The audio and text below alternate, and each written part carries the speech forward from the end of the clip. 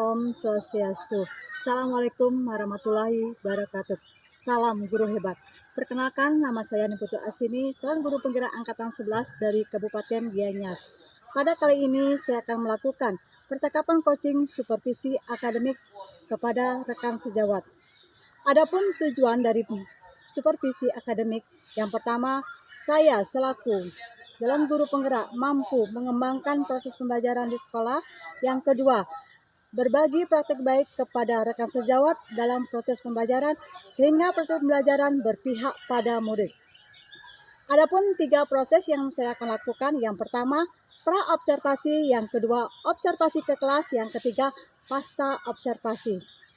Baik, untuk itu kita akan melaksanakan tahapan yang pertama, yaitu pra-observasi. Selamat pagi Pak Dede. Selamat pagi. Kenapa kabarnya pada hari ini? Saudara cek hari ini.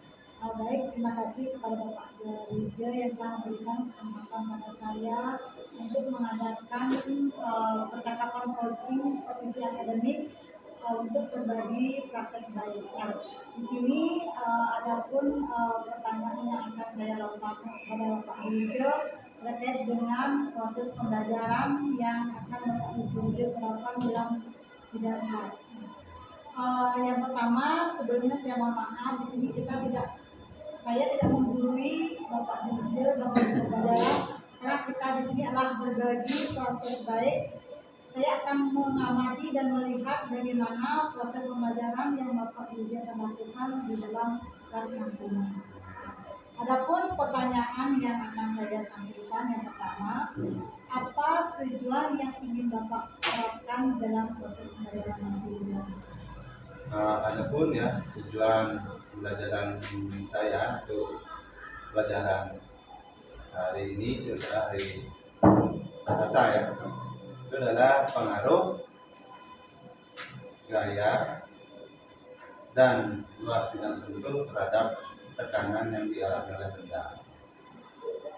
Itu tujuan pembelajaran untuk pembelajaran.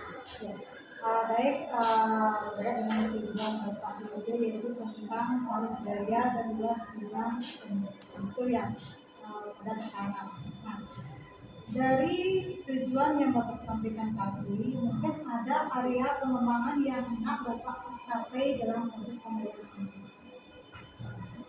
Jadi untuk area pengembangannya itu lebih ke proses, ya.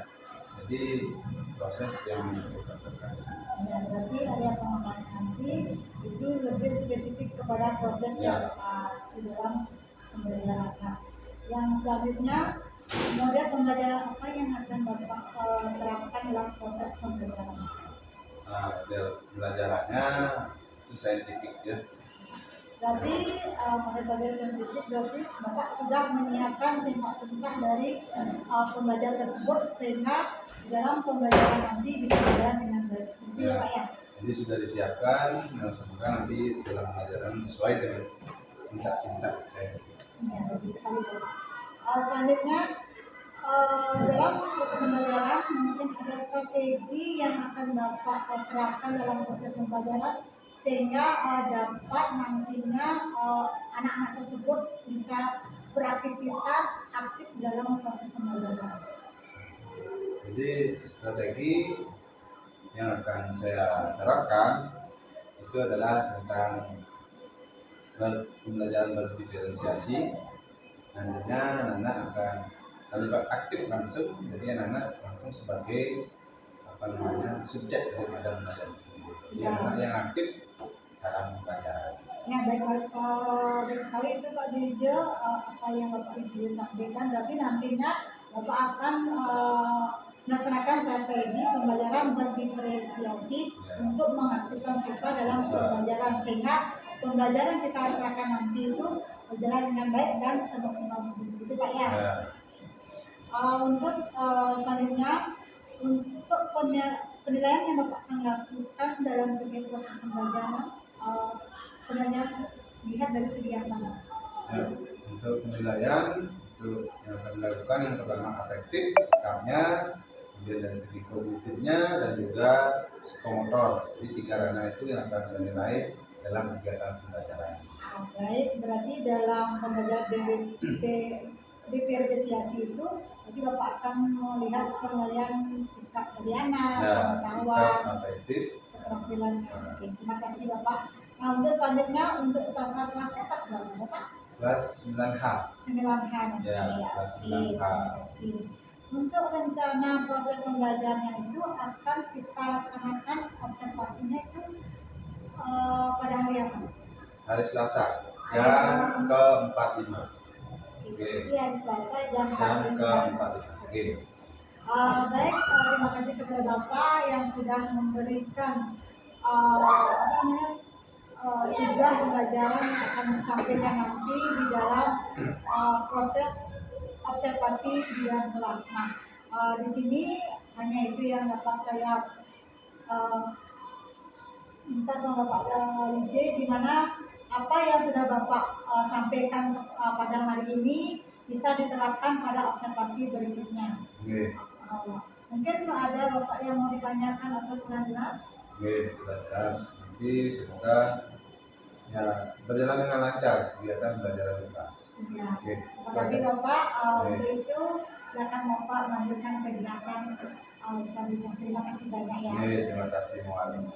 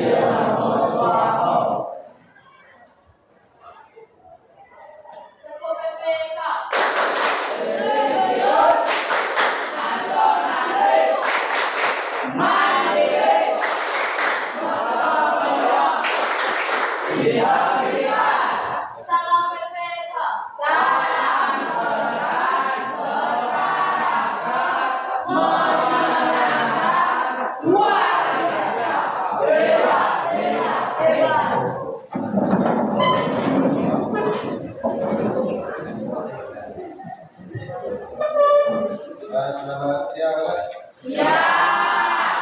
Hari ini sebelum mulai pelajaran, saya ada hadir hari ini. Semuanya hadir. Siapa yang hadir? 18.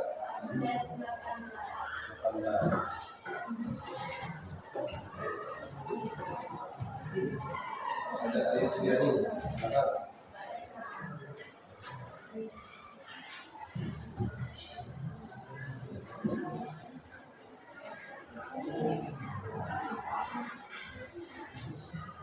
Baik, Nana ya.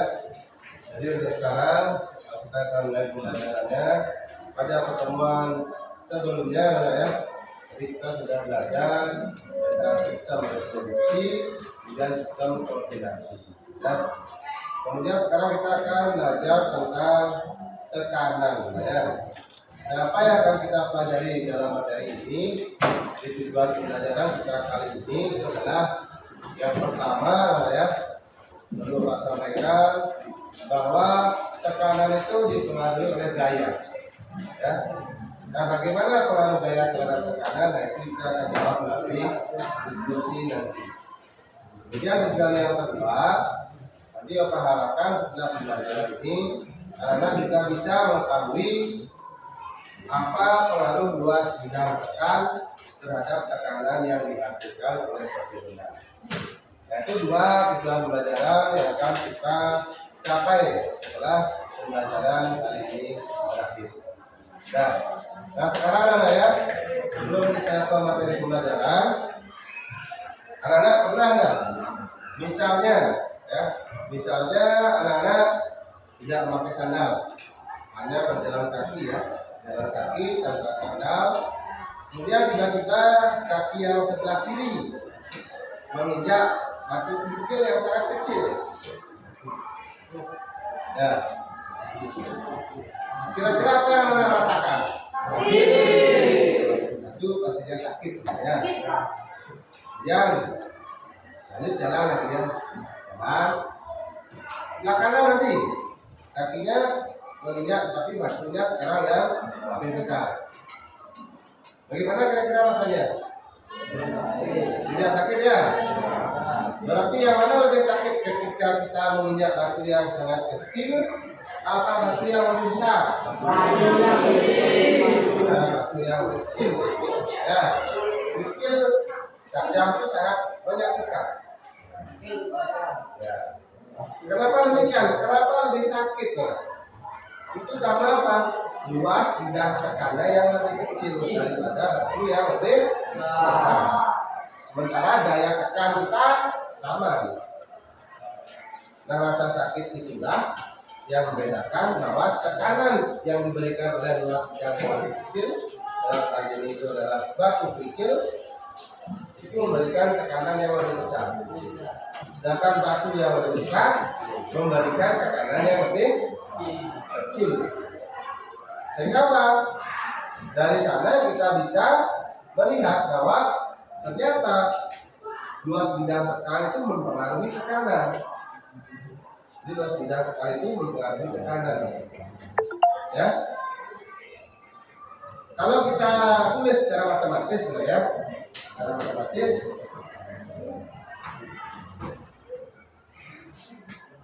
tekanan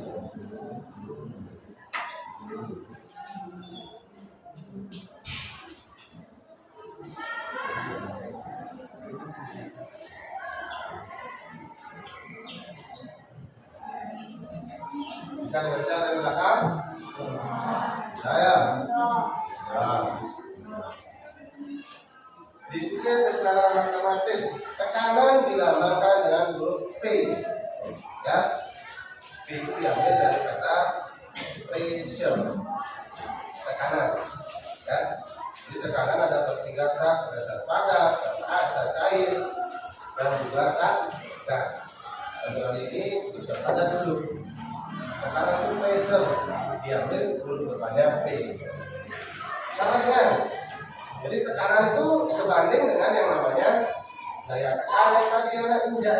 Kalau yang menginjak berarti memberikan daya tekan. Ya, menginjak atau kerikil tadi. Kemudian berbanding dengan luas bidang sirkuit A. Jadi secara matematis tekanan itu adalah E sama dengan F per A. Di mana B ini apa?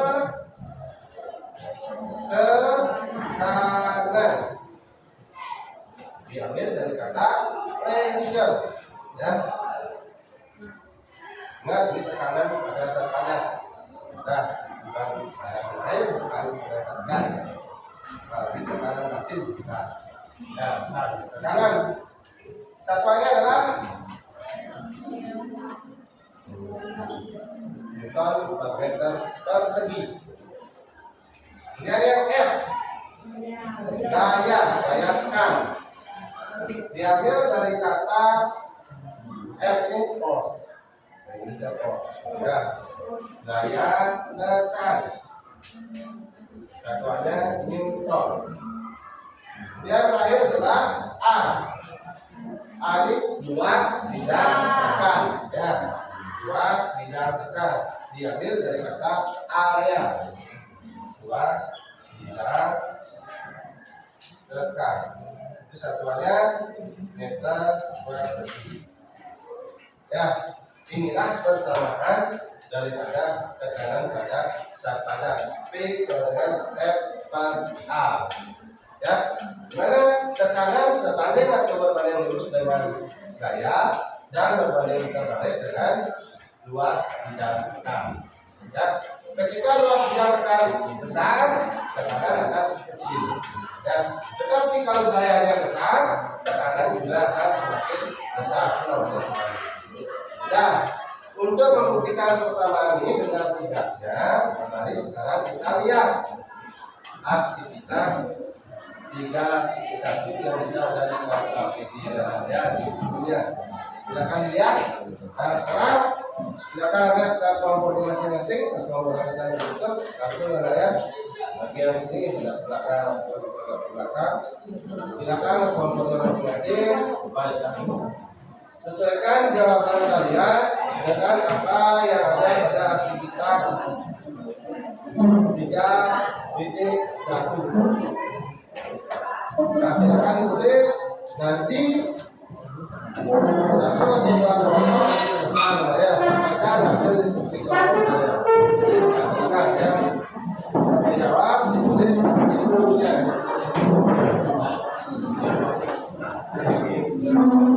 Aktivitas kita ada satu belum jawab. Ya.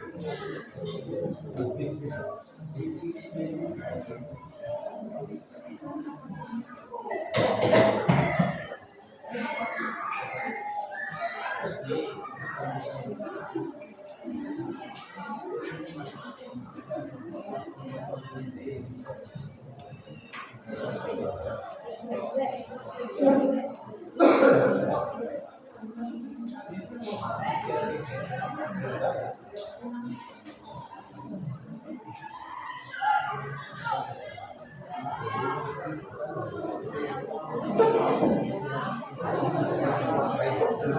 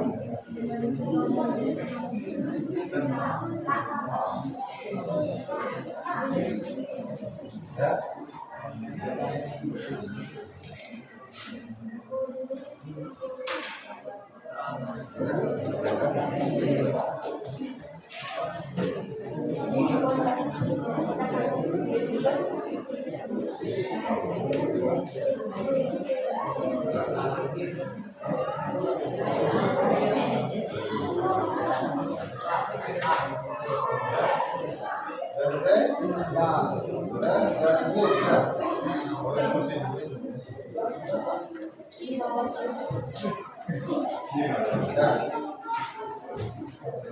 Apa ini sudah? Sudah. Ini sudah. Ini sudah. Di sini. Loh. Ini sudah. Nah, apa? Sudah. Sudah. Loh. Tunggu sebentar ya. Sebentar. Ya, semuanya sudah baik.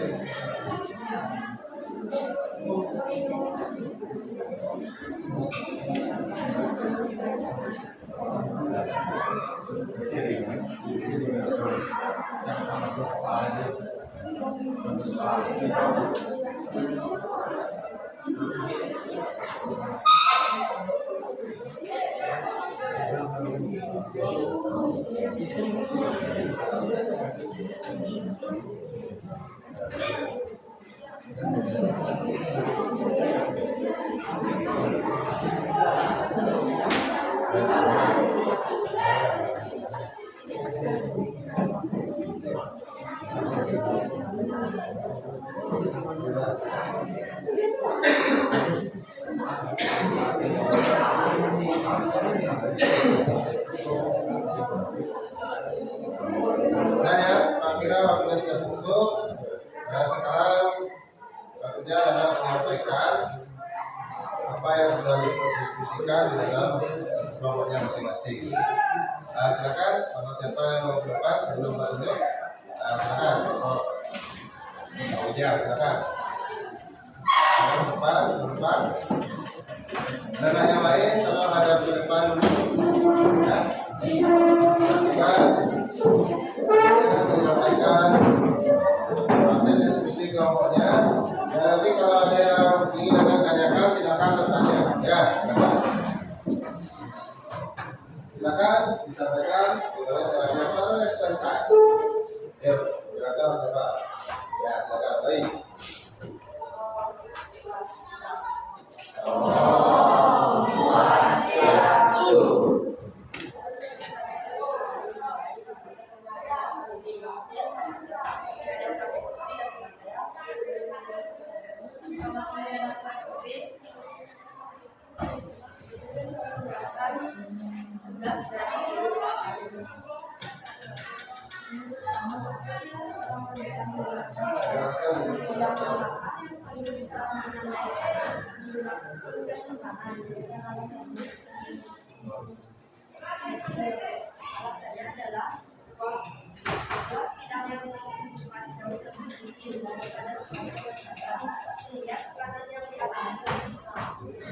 Jadi berdasarkan diskusi kelompok dia, ya, sesuai dengan keseluruhan dari aktivitas kegiatan D1, itu menjawabnya adalah high heels. Ya, ada di sana dua, satu high heels dan olahraga.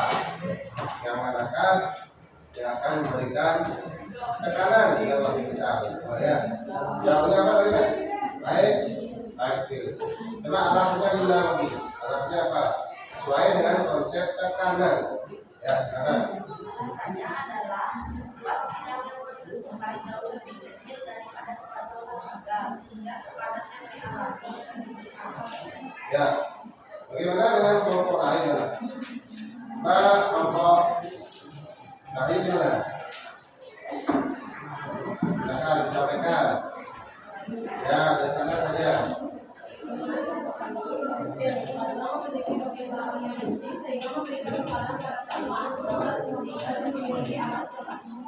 Ya, oke. Mbak, kalau jangan lupa, silakan. Ya, disampaikan aja apa yang sudah dibuat. Apakah high heels atau sepatu olahraga? Ya, silakan. Ya, apa jawabannya sekarang pokoknya? Sepatu high heel. Alasannya karena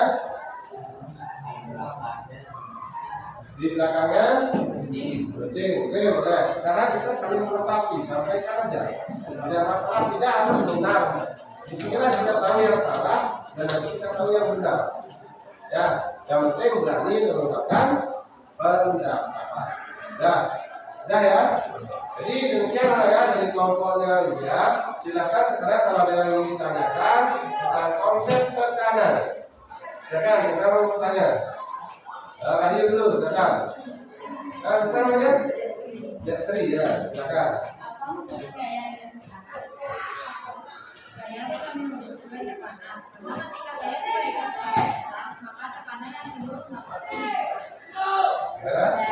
Ya, apa hubungan gaya dengan tekanan gitu ya. Jadi jawabnya adalah gaya dengan tekanan berbanding lurus.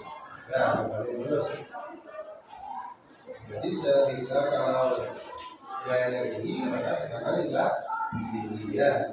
Kalau gayanya lebih kecil maka tekanan yang timbul juga semakin kecil. Ya, sekalian. Nah, ini Pak, ya ini tekanan sekarang. Apa hubungan luas bidang tekan dengan tekanan? Apa pertanyaannya? Dikeraskan. Apa hubungan luas bidang tekan dengan tekanan? Apa hubungan luas bidang tekan dengan tekanan? Sekarang kita jawab.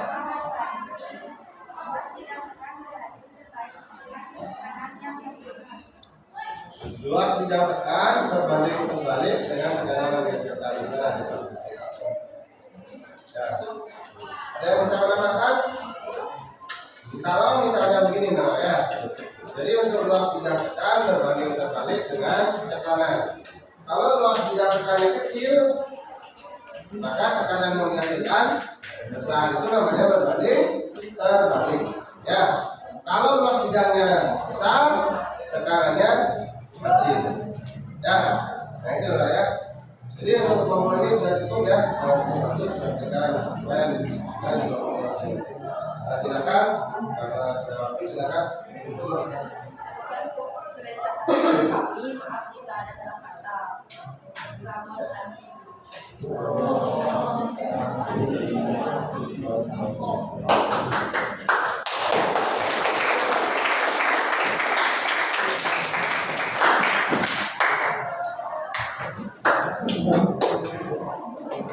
Sudah ya.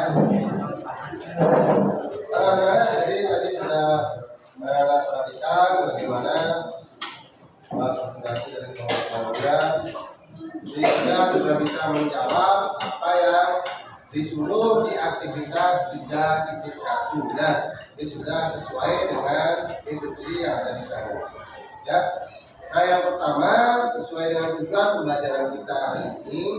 Jadi kita anak-anak nanti ya tidak bisa menghubungkan antara tekanan dengan gaya tekan. Tadi sudah disampaikan, sudah disimpulkan, sudah dijawab bahwa gaya itu sebanding dengan tekanan.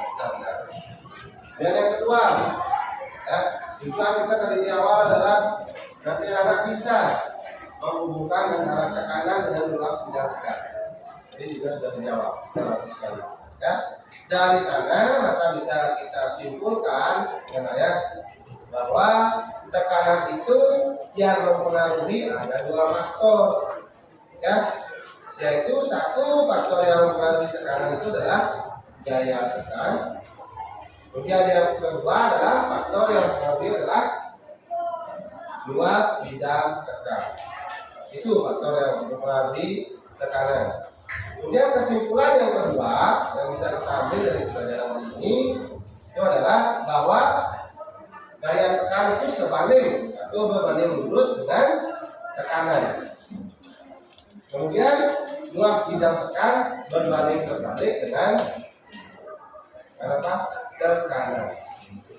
Ya, jelas ya? Sampai di sini ada yang ingin ditanyakan? Sudah jelas? Nah, kalau sudah jelas, nanti untuk penerapan persamaan matematis ini, ya, nanti silakan Anda sebagai tugas di rumah, ya, nanti di LKS itu halaman 44, halaman 4, ya, di halaman 44. Nanti tugas di rumah satu soal saja, penerapan tentang tekanan pada zat padat. Yang nomor 4 ya, sudah kamu sudah ya. Nanti itu coba dikerjakan di rumah. Ini kerjakan sendiri-sendiri, bukan kelompok ya. Dan kelompok. Ini kerjakan sendiri. Ya. Sudah pertanyaan? Nah, kalau tidak, karena waktu kita sudah habis, untuk hari ini sampai di sini. Nanti anak-anak boleh ke kelas lagi. Ya. Untuk pelajaran apa berikutnya? Kelima ya. Kelima ya. Baik, kali ini kita akhiri dengan halaman 1.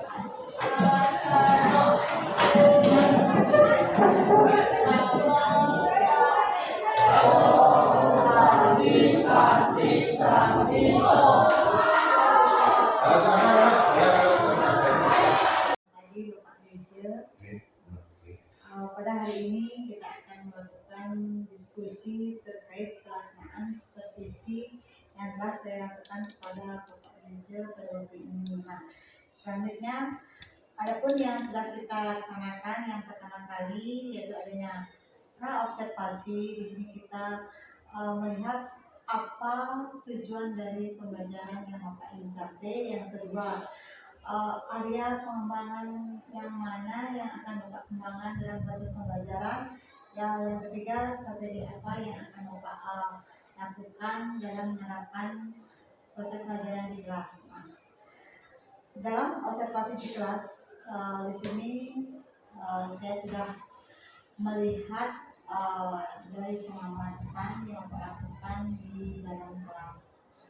Nah, di sini adapun yang nanti saya akan tanyakan kepada Bapak terkait dengan proses pembelajaran yang Bapak lakukan di dalam kelas di kelas 9 nanti Pak? Kelas 9H. Nah, 9H ya, 9H Pak. Di sini yang pertama mungkin saya ingin menanyakan bagaimana perasaan Bapak setelah melakukan observasi di dalam kelas 9H. Terima kasih. Jadi yang pertama itu yang perasaan saya gitu ya. Jadi setelah diobservasi maka saya berpendapat perlu ada suatu peningkatan dari apa yang sudah saya lakukan di kelas demi perbaikan proses pembelajaran ke depan. Dan itu harus dilaksanakan dengan secara riang dan bersama. Berarti perasaan Bapak pembelajaran itu berarti harus bahagia gitu ya Pak, senang, sehingga kalau teman gurunya sudah senang, dia bahagia, pasti anak-anak itu akan bahagia dan kita akan meningkatkan motivasi anak tersebut agar dia bisa belajar dengan baik dan tenang gitu Pak ya. Selalu ada perbaikan. Iya, selalu ada perbaikan. Nah, yang kedua, apa yang Bapak persiapkan sebelum mulai proses pembelajaran di dalam kelas? Terima kasih. Jadi yang perlu dipersiapkan mungkin sudah seperti biasanya. Jadi perangkat mengajar itu adalah yang utama bagi seorang guru, baik itu berisi LPP, kemudian apalagi LKPD yang perlu disiapkan, kemudian asesmen begitu terus lengkap semua, sehingga dengan itu kita ada pedoman di kelas, dan tidak kalah pentingnya juga religius gitu ya. Religius pertama itu juga harus ditekankan pada anak-anak, dan etika juga diselingi di sana, sehingga tujuan dari pembelajaran kita bisa tercapai dan pembelajaran berjalan dengan baik. Terima kasih. Bagus sekali itu Pak DJ. Berarti Bapak DJ sebelum mengajar tablet semua harus disiapkan ya, Ya. karena itu merupakan suatu dasar sebagai seorang guru untuk melakukan pembelajaran. Jadi katakan ada RPP, LKPD, assessment, dan juga dimana kita akan mengajak anak-anak untuk beretika, mana kita bisa sebelum mulai pembelajaran kita melakukan doa terlebih dahulu kepada Allah. Bagus sekali itu Pak Diti. Nah, yang kedua, kira-kira apa yang Bapak butuhkan saat melakukan proses pembelajaran di dalam kelas? Jadi yang saya perlukan saat proses pembelajaran di kelas, pasti itu yang utama itu harus ada sarpras yang memadai, misalnya media gitu kan, media juga harus disediakan gitu, sehingga proses pembelajaran itu berjalan dengan baik dan sesuai dengan pedoman yang kita inginkan di modul ajar. Maaf di FPP ya, modul ajar sekarang ya. Jadi di modul ajar kita sudah persiapkan sarana dan prasarananya sehingga tujuan akhir kita bisa tercapai. Jadi demikian misalnya.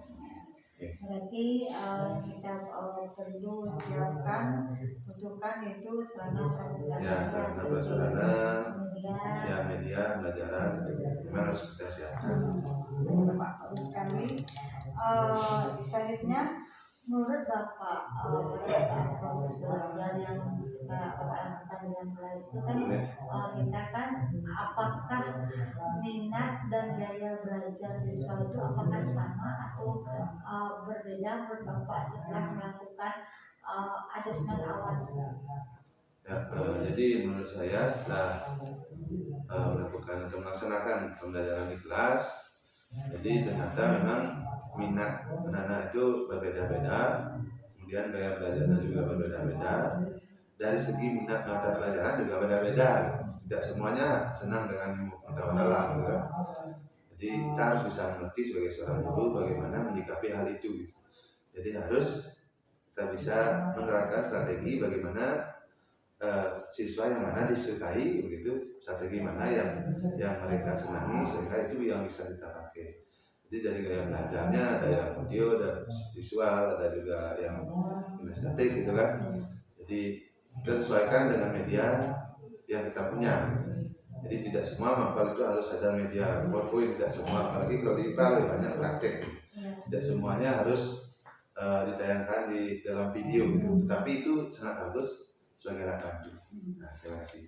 Berarti sebelum Bapak melakukan proses pembelajaran, berarti Bapak sudah mengetahui anak ini membuat suatu strategi sesuai dengan minat dari murid tersebut. Ya. Arti memenuhi kebutuhan murid sesuai dengan gaya belajar mereka masing-masing. Nah, apa yang sudah Bapak katakan tadi cukup baik sekali ya terapan dalam proses pembelajaran. Nah, selanjutnya dalam melakukan proses pembelajaran, Bapak kan sudah menyiapkan suatu media yang akan dipakai dalam proses pembelajaran. Seandainya nanti pada saat Bapak mau memakai media itu ada listriknya mati, LCD-nya dipakai oleh teman, apa yang harus Bapak lakukan atau strategi apa yang harus Bapak lakukan supaya proses pembelajaran itu bisa berjalan tanpa adanya suatu media pembelajaran yang sudah dipastikan? Ya, jadi kalau misalnya terjadi kendala seperti tadi ya, kita harus memang selalu bisa menyesuaikan kondisi, situasi dan kondisi ya. Jadi modul ajar kita sesuaikan, harus sesuai dengan situasi dan kondisi. Misalnya seperti tadi listrik padam itu tidak ada media pembelajaran di LCD gitu ya. Padahal kita awalnya sudah bersiap-siap di LCD itu kita sudah siapkan materi, tiba-tiba kendala listriknya gitu. Nah, jadi sebenarnya apa yang sudah ada di LCD atau di tampilan itu kita sudah siapkan juga di dalam LKPD gitu. Jadi di media itu sebenarnya hanya penegasan fokus anak ada materi pembelajaran. Jadi kita fokuskan ke LKPD-nya. Jadi ada strategi cadangan harusnya. Jadi setiap strategi itu memang harus fleksibel. Jadi fleksibel bisa diterapkan ketika ada kendala maupun tidak ada kendala itu bisa diterapkan. Berarti Bapak sudah membuat suatu bisa menyiasati apabila kita tidak bisa menggunakan satu media. Apa apa yang Pak dikatakan tadi, kita bisa memberikan LKPD sesuai Ya. dengan materi yang disampaikan pada saat proses pembelajaran. Oke. Nah, selanjutnya, menurut Bapak, apakah tujuan yang Bapak capai sudah berhasil dalam melakukan proses pembelajaran pada saat Bapak menyampaikan tentang tujuan daripada pembelajaran? Ya, jadi untuk keberhasilan itu kalau saya observasi anak-anak itu sesuai dengan tujuan saya ketika berobservasi ya, pengaruh gaya dan luas bidang sentuh terhadap tekanan, itu di awalnya itu tujuannya. Kemudian setelah di akhir ternyata setelah presentasi anak-anak memang sudah mampu dia menganalisis bagaimana pengaruh gaya dan juga pengaruh luas bidang tekan terhadap tekanan. Dia sudah bisa menyimpulkan. Jadi dari kriteria itu satu keberhasilan sudah tercapai gitu. Kemudian nanti cuma evaluasinya, penerapannya ya evaluasinya nanti kita lihat setelah ada evaluasi tindak lanjutnya. Jadi untuk saat itu saya bisa melihat bahwa anak sudah mampu mencapai tujuan yang saya inginkan. Jadi anak sudah bisa mengaitkan bagaimana pengaruh gaya kemudian luas bidang sentuh dan tekanan. Terima kasih. Untuk selanjutnya, kira-kira adakah kesulitan atau hambatan yang Bapak temukan dalam proses pembelajaran selama Bapak? Ya, terima kasih. Jadi untuk kesulitan itu pasti ada kesulitannya. Jadi diantaranya misalnya apa? Kita harus mengembangkan minat belajar anak. Jadi minatnya itu mungkin sudah diketahui di IPA itu mungkin tidak semuanya disenangi oleh anak-anak gitu. Mungkin itu kurang tertarik dengan anak-anak. Nah itu kesulitannya. Nah strategi itu bisa kita cari solusinya dengan seperti tadi ya, bagaimana membuat situasi itu lebih menyenangkan, misalnya melalui listriking begitu ya. Nah itu mungkin yang bisa kita lakukan. Berarti kesulitan yang Bapak itulah memfokuskan siswa Fokus ke materi kita bisa pelajaran berarti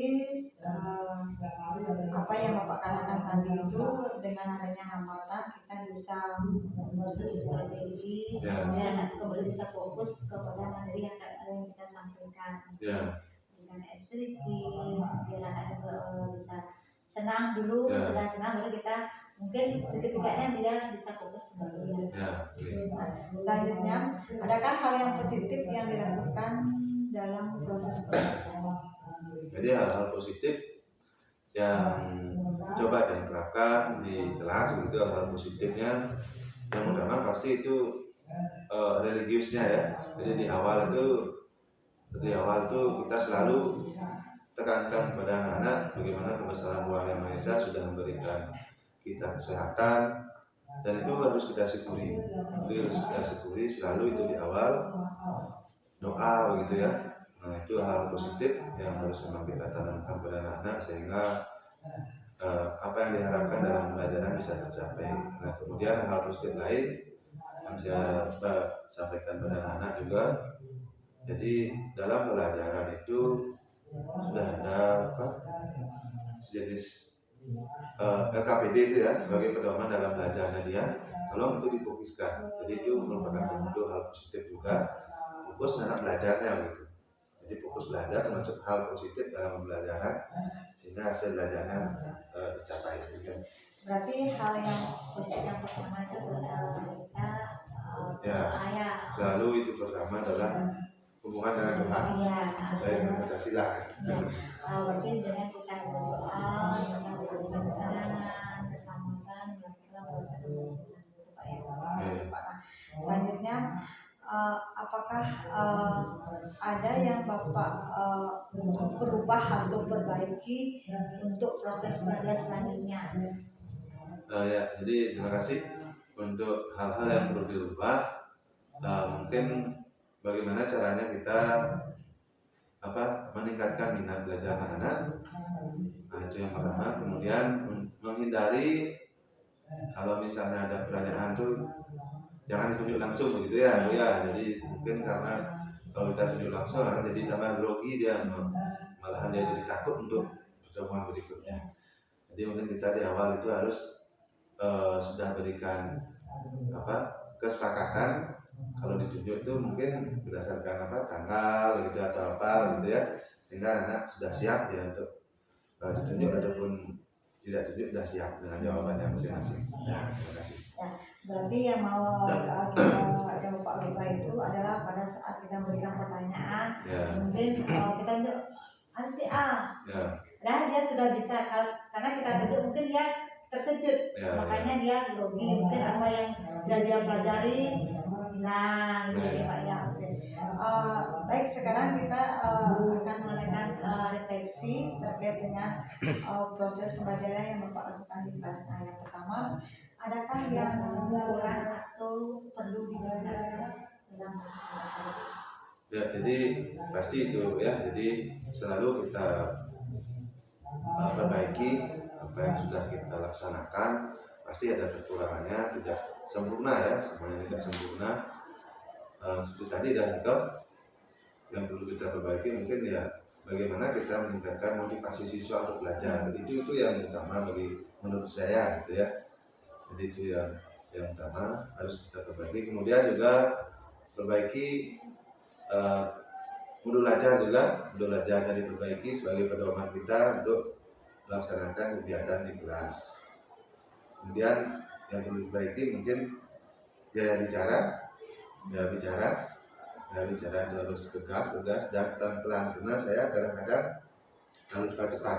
Nah, itu yang akan diperbaiki. Terima Berarti kasih. yang perlu ditingkatkan yang pertama adalah motivasi siswa, yang kedua modul aja mungkin modul aja itu sesuai dengan minat gaya belajar siswa, yang ketiga adalah gaya bicara seorang Guru guru. ya, itu yang Nah, kedua. kadang-kadang itu mungkin karena bakat kita sedang Ya. begitu kan, mungkin kita bisa rubah, Ya, bisa pelan-pelan. ya. Sekali Pak Didikan. Yang selanjutnya, kira-kira siapa yang akan Bapak libatkan untuk mencapai tujuan yang Bapak ingin capai? Ya, jadi dalam tentu untuk mencapai tujuan itu, jadi dari rekan-rekan sejawat, guru-guru begitu. Dan sumber daya dukung lainnya adalah dari sarana prasarana. Kemudian mungkin bisa dibilang seluruh ini ya, seluruh warga sekolah, guru dan murid begitu ya. Ya, pasti kepala sekolah juga gitu kan. Nah, jadi semuanya gitu yang dilibatkan untuk mencapai tujuan tersebut.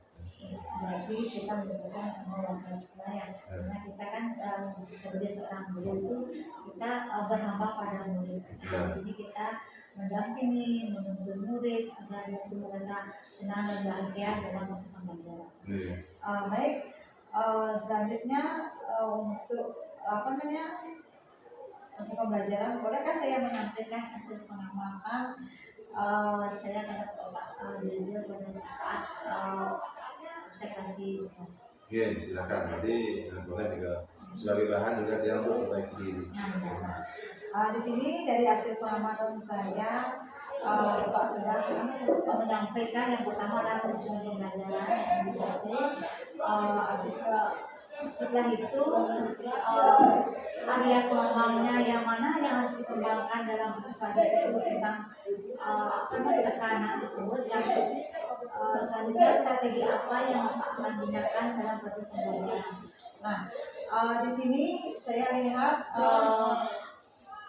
pada Bapak Dirjen, di sini Bapak sudah memenuhi kebutuhan gaya belajar masing-masing. Ada Bapak Dirjen membentuk suatu kelompok, kan biasanya seorang guru itu hanya berada di depan kelas saja, tidak membimbing kelompok-kelompok tersebut. Nah, sini yang saya sudah lihat, Bapak sudah menengok kelompok-kelompok.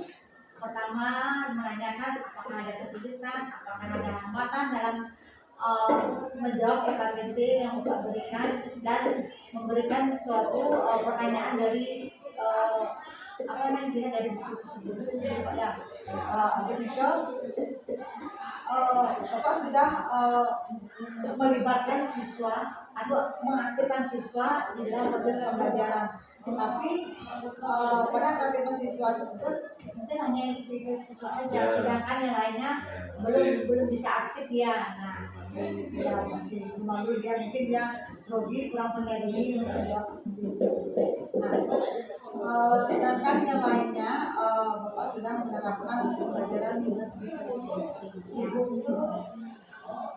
Nah, di sini ada yang saya lihat, ini saya juga berbagi sama Bapak ya. Di sini saya bukan menggurui Bapak ya, kita kan sama-sama guru terus berbagi. Nah, pada saat mulai presentasi, ya, untuk membalikan fokus siswa itu sebenarnya kita berikan satu SBOT, bernyanyi, apa namanya, biar anak itu merasa bahagia. Mungkin kita bisa memberikan masyarakat teknik stop untuk kembalikan fokus siswa, sehingga dengan kegiatan tersebut anak-anak kan pelajaran Bapak itu kan di jam 11 itu kan mungkin anak-anak itu bisa sudah apa namanya nggak mengantuk, tidak tak fokus lagi dengan memberikan SPP, dengan waktu anak-anak bisa. Karena ada juga di sini saya lihat Bapak belum melakukan proses materi pembelajaran untuk apa namanya ketercapaian belajar apakah sebelum sampai. Nah, di sini saya juga melihat Bapak sudah apa namanya tujuan yang belajar yang 7 itu sudah tercapai. Di sini anak-anak sudah bisa apa yang Bapak tanyakan sesuai dengan tekanan, apakah kita mengingat batu kecil itu bagaimana rasanya, apakah lebih sakit atau tidak. Nah, sudah bisa sakit Pak, lalu kita mengingat batu yang besar gimana sakitnya, sedikit sakit Pak.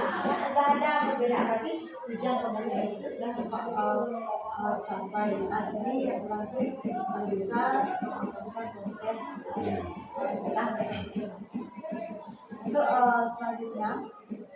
Kira-kira komitmen apa yang Bapak lakukan untuk mencapai tujuan pembelajaran sehingga tujuan pembelajaran dikatakan berhasil?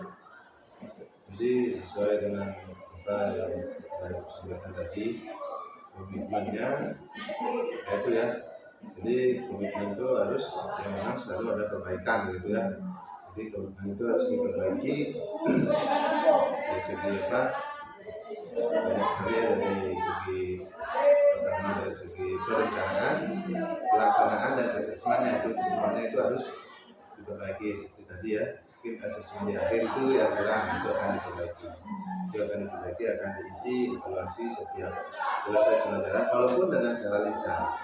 Jadi tidak harus dengan cara tertulis itu, karena mungkin mungkin kan waktunya bisa kita langsung itu dengan cara lisan. Mungkin itu komitmen yang saya akan terapkan ke berikutnya, diperbaiki dari segi perencanaan, pelaksanaan, dan asesmen. Misalnya berarti pendukung dari sekolah dari merencanakan pelaksanaan asesmen. Nah, mulai kapan Bapak akan mulai rencana? Ya, jadi untuk mulai kapan gitu ya, mulai kapan berarti itu setelah selesai perbaikan itu akan dilaksanakan. Perbaikan yang sudah disampaikan tadi, untuk kekurangannya itu evaluasi, diperbaiki, kemudian langsung dilaksanakan. Ya, setelah selesai perbaikan ya. Mungkin Bapak nanti siapa yang tunggu ya hasil perkembangan Bapak nanti di dalam untuk meningkatkan kekurangan dalam pelajarannya ya. Mungkin betul saya sudah siap dapat ini gitu ya Pak ya. Oke, terima kasih Bapak atas diskusi pada hari ini. Baik, mudah-mudahan kita semua dan keadaan sedang itu yang banyak ucapan. Oke, terima kasih juga atas masukan-masukannya. Terima kasih. Adapun percakapan coaching supervisi akademik yang sudah saya laksanakan, yang pertama adanya pra-observasi, yang kedua observasi kelas, yang ketiga pasca observasi. Baik, kepada semuanya, apabila ada kata-kata yang tidak berkenan di hati, untuk itu saya mohon maaf sebesar-besarnya. Saya ucapkan wassalamualaikum warahmatullahi wabarakatuh. Om Santi Santi Santi Om. Salam guru hebat.